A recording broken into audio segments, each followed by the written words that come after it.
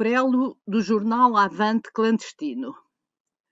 Foi no dia 15 de fevereiro de 1931 que o Avante se publicou pela primeira vez com um apelo ao proletariado de Portugal, chamando os que sofrem a incorporarem-se nas fileiras revolucionárias. Nesta altura, já o Partido Comunista Português, de que passou a ser o órgão central, se encontrava na clandestinidade após o golpe fascista de 1926. Durante 10 anos, a saída do jornal foi irregular, refletindo as grandes dificuldades impostas pela repressão.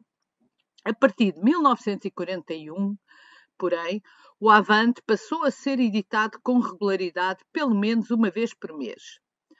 Após a reorganização do Partido Comunista Português, o Avante resiste melhor às investidas da polícia fascista e, apesar dos assaltos às tipografias, das prisões, torturas e mesmo assassinato de alguns dos militantes que participavam na sua feitura, foi sempre redigido e impresso em Portugal, e a voz do PCP passou a chegar regularmente aos trabalhadores e aos antifascistas. Entre a reorganização do partido, iniciada em 1941, e o fim da ditadura, em 25 de abril de 1974, foram publicadas com regularidade 464 edições do Avante. Durante o longo período clandestino, a rede de influência do Avante alarga-se, para além do Partido Comunista, a uma comunidade de leitores identificada com o universo dos opositores ao regime. Não era por acaso que a polícia política centrava parte dos seus esforços em descobrir e assaltar as tipografias, pois elas eram o centro nevrálgico da ação de massas, de onde saíam não só o Avante, como também o Militante, outras publicações, manifestos, tarjetas, etc. Quando a PIDE conseguia assaltar uma tipografia, inundava logo os jornais com notas oficiosas, gritando que tinha posto fim à subversão. Mas a partir de certa altura passou a haver mais que uma tipografia operacional e quando uma caía, logo outra entrava em funcionamento. A tipografia era uma casa normal, onde dois ou mais camaradas, parecendo ser casais, viviam uma vida aparentemente normal que servia de cobertura à sua real atividade de tipógrafos clandestinos. Quanto aos processos técnicos utilizados, o método artesanal dos anos 40 foi praticamente o mesmo que perdurou até 1974, se bem que tenha havido sucessivos aperfeiçoamentos. Um dos principais problemas nas tipografias era o do barulho. Com esses aperfeiçoamentos, chegou-se a um ponto em que se estava em condições de montar uma tipografia em qualquer lugar. Mas a questão do prelo a funcionar persistia e foram desenvolvidos grandes esforços para a resolver.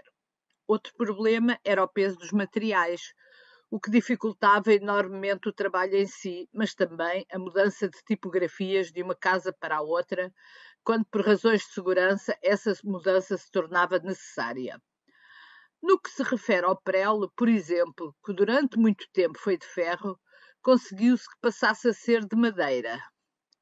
O Avante começou por ser impresso em papel normal, mas depois verificou-se a vantagem, nomeadamente por questões de transporte e de defesa, em adotar um papel mais fino, o papel Bíblia. Mas não era fácil chegar a uma loja e comprar grandes remessas de papel Bíblia. A direção do partido, primeiro o secretariado, mais tarde a comissão executiva do Comitê Central, era diretamente responsável pelas tipografias e pela feitura do jornal. E havia bastante colaboração escrita de outros camaradas, nomeadamente responsáveis por várias frentes de trabalho.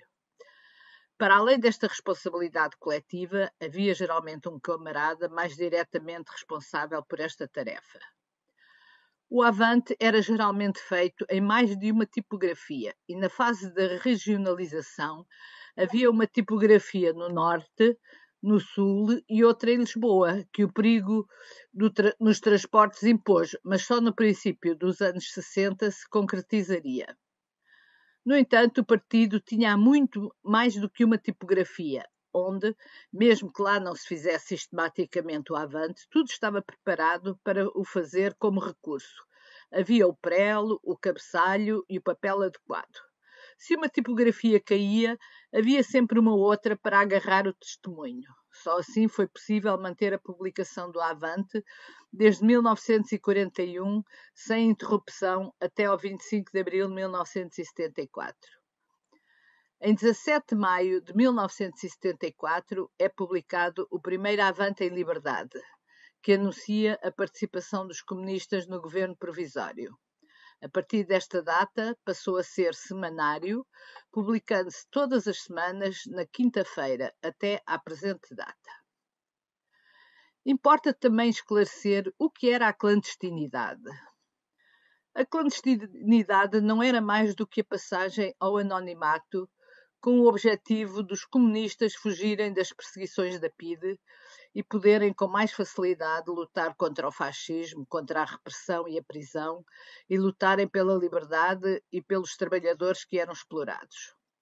Os que viviam na clandestinidade tinham de cortar com tudo, com a família, com as coisas mais simples da vida do dia a dia das outras pessoas. Ir ao cinema, frequentar um café ou outros locais públicos de recreio.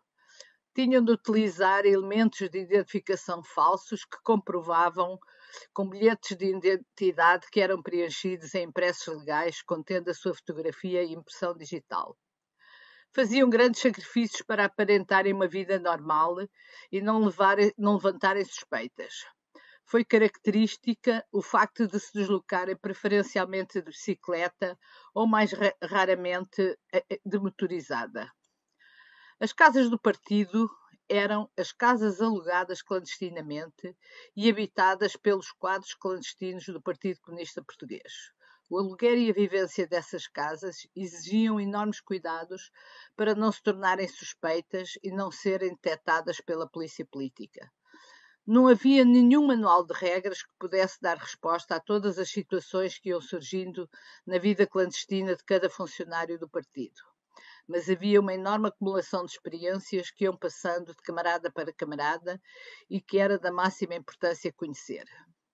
Grandes sacrifícios foram feitos, mas com a ajuda de muitas organizações e de muitos camaradas, sobretudo dos intelectuais, médicos, advogados, artistas, professores, etc., e também de outros trabalhadores do escritório, do comércio e operários, conseguia-se arranjar o dinheiro necessário para manter as casas e os funcionários clandestinos do PCP.